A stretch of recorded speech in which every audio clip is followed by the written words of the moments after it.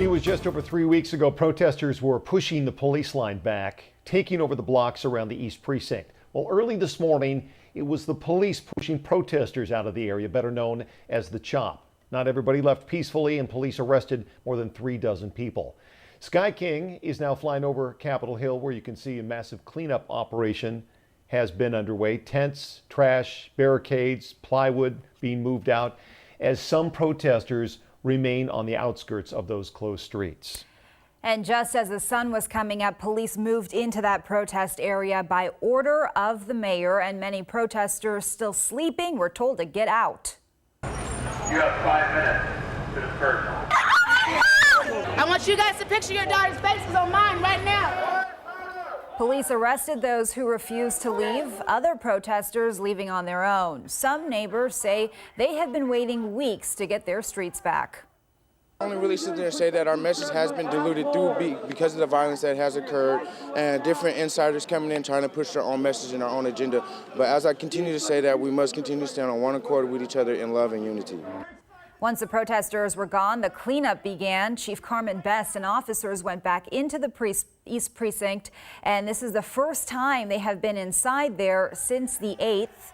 No word on when officers will be back to work there, but they were excited to get back inside the building. Well, this ends 3 weeks of protesters controlling several blocks up on Capitol Hill. This is how we got here today. It all started June 8th amid the protests following the death of George Floyd. The protesters wanted to call attention to racial injustice, police brutality, and calling for police to be defunded now. The city tried to move the barriers out last week, but they were stopped by a lot of protesters there. Some of those barriers were then moved yesterday, but the protesters made their own barriers.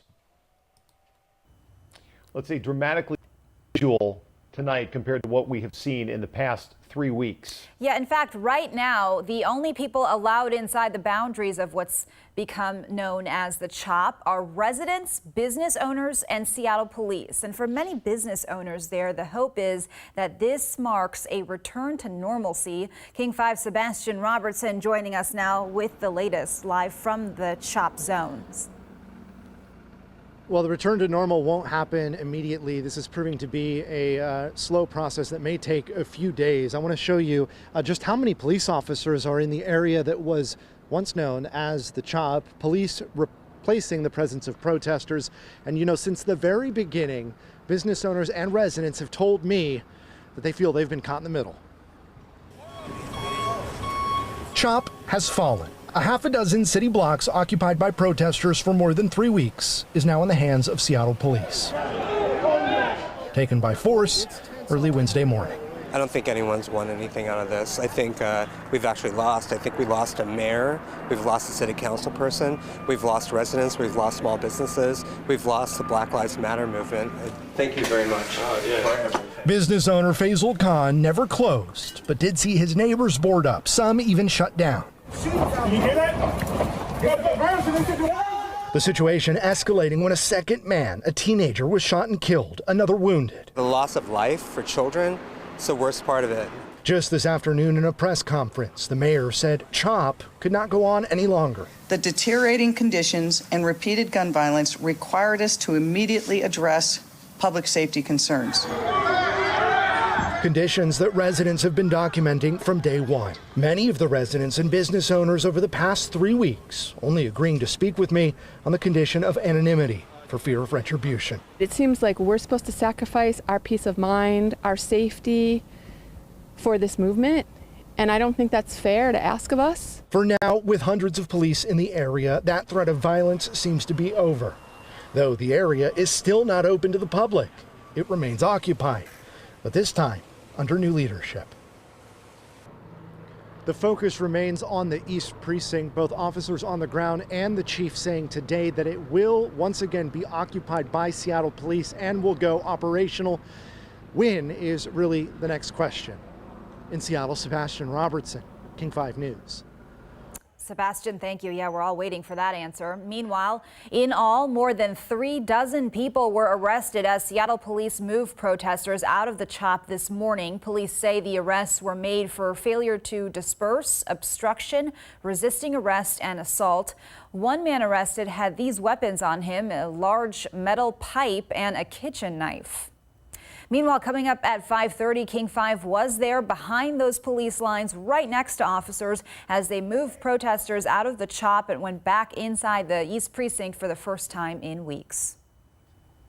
We've heard from police, we've heard from activists, and now we're going to hear from a voice that has been with the CHAZ from the beginning.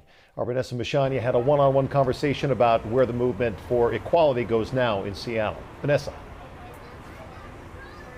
Greg, good evening. She goes by the name of Jay, and she's been a strong voice in the current movement going on in Seattle right now, even before the creation of CHAZ. And she says the protesters, they are not happy with the city. They are not happy with Mayor Durkin. They don't feel like they're being heard. And even though the physical occupation of Capitol Hill is no longer here, the fight is not over. What is your opinion on what happened, the police response to CHAZ this morning? All of that behavior speaks to the character of Jenny Durkin. It speaks to the character of our governing bodies. It speaks to exactly why you have individuals making their way out of their homes and into the streets to demonstrate and exercise their First Amendment right. If she's interested in things changing realistically and not just going back to business as usual, because that will never happen, it's going to require her implementing her senses, stepping up, and doing the work in a real way. I saw on Twitter this morning from you that you said that, CHAZ was never the goal, and it's important to keep that in mind. Can you elaborate on that? It was never the goal for us to establish Capitol Hill as an area that we could occupy for an extended period of time. It's a symptom. And I think that CHAZ genuinely can become, or had become in a way, a distraction from the actual demands that have been given to Jenny Durkin and other governing bodies. It was a distraction from the reality that brought us out. What has been going on in the Black community historically is unbelievable. It's devastating. It's traumatizing in so many ways, but we're a resilient people and we're also brilliant people. And I think areas like CHAZ are an example, not just for us, but for any place across the country that is rising up during this time and choosing to be active, choosing to advocating for the validity of Black lives. Where can we physically look to the movement next? Are we going to be seeing it around Seattle? Is there going to be more marches? What are we going to see? For Black people, this movement has been going on for a long time. For some of us, this is just our life story. And for white people who have recently entered the CHAZ, as you might say, now is the time to start allocating your resources, utilizing your white privilege in a way that benefits Black realities. This is so far from the end. Jay tells me that until their demands are met, defunding the police, reallocating those funds to be put back into the community, and releasing the protesters, that we can expect to see protesters demonstrate in the streets. And I had a much longer conversation with Jay than you saw in that story, and I'm going to post the entire interview in its entirety, if you're interested in seeing that, to my Facebook page, Vanessa Mashania TV. For now, live on Capitol Hill, I'm Vanessa Mashania, King 5 News. Okay, Vanessa, thank you. Mayor Jenny Durkin says she is working with community organizers to make sure CHAZ's message isn't lost. We must recommit to the message that brought tens of thousands of residents from in and around the city to the streets, demanding change. We must remember that it was the unjust murder of George Floyd that ignited a global movement, including here in Seattle. Durkin outlined several goals her administration is focusing on, including reimagining policing and ways officers can be held more accountable. One state senator wants to stop what happened in Capitol Hill from happening anywhere else. State Senator Steve Olan is proposing a ban on protest zones like the CHAZ. The Republican lawmaker says he believes in free speech, but says protesters should not be able to block access to emergency vehicles and services. And in a written statement, Olan spoke about the activists, saying, quote, "The one demand that had remained unchanged was their refusal to allow law enforcement to timely perform their vital functions of protecting residents from violence, threats, and property destruction." The bill would withhold state funding to cities who allow autonomous zones. It would also impose fines of up to $10,000 per day.